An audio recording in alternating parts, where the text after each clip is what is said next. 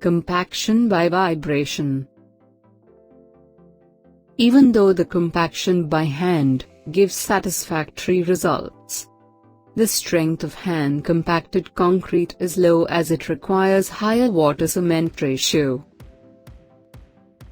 To obtain high strength, it is important to use stiff concrete with low water-cement ratio. For compacting this type of concrete, mechanically operated vibratory equipments should be used. The modern high-frequency vibrators can even be employed for vibrating concrete in places where hand compaction cannot be employed. For example, a concrete with about 4 cm slump in a closely spaced reinforced can also be compacted by vibrators. Whereas, hand compaction required much more slump value of about 12 cm. The action of vibration makes the particles of fresh concrete in motion, reducing the friction between them and affects the liquefaction of concrete. This enables easy settlement. Compaction by vibration is an economical way of compacting the concrete with the less water-cement ratio.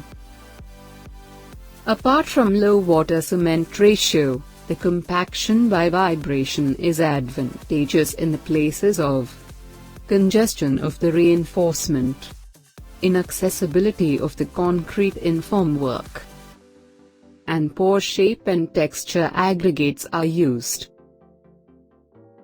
The perfect compaction by vibration not only increases strength of concrete and increases the durability of structures.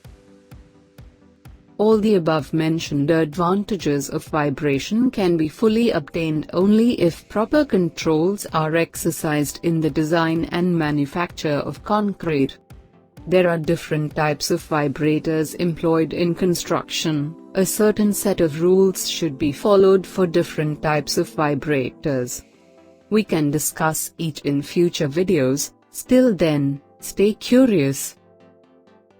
Kindly do like, share, comment your views and finally don't forget to subscribe our channel.